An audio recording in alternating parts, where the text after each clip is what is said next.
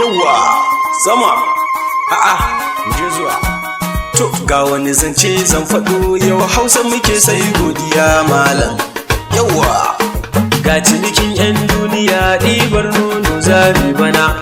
Yawa kowa ya san farkon faɗa nunin hannu shine ake yi sama. Yau karin magana zane maka dan na kai in tanka ne ka zadi da nai sabo da ke baya hana in yanka ki bana.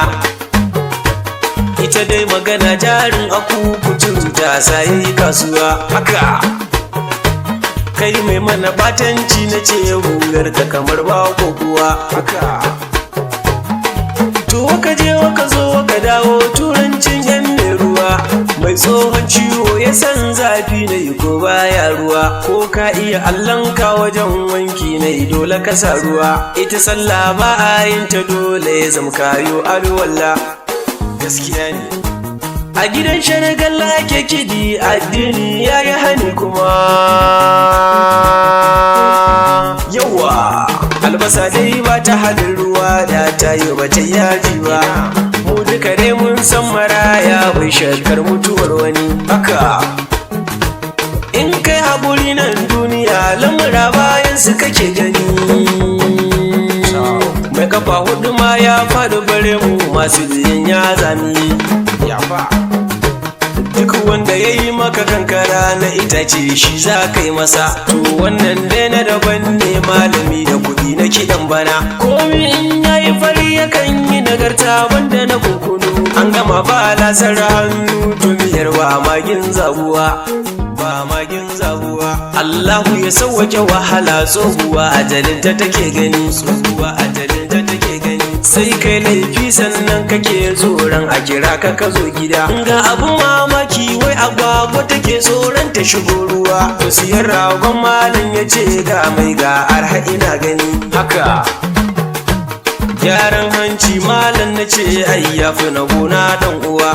To ka rike da tawassuli kyan hali ai yafi na sitira. Shi abun wani dole akwai wuya ne muna ka zauna lafiya. Ne muna ka zauna lafiya. To al'amari na farin ciki mai sata gangu buɗe.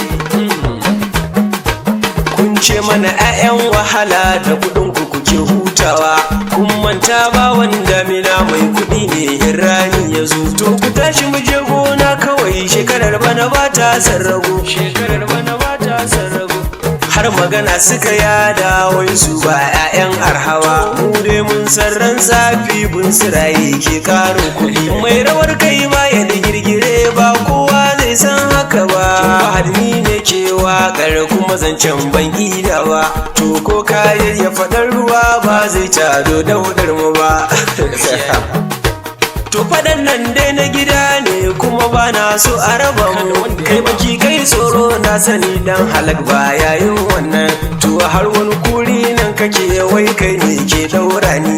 Kuma na san ni gata na duniya nan ai Allah ne.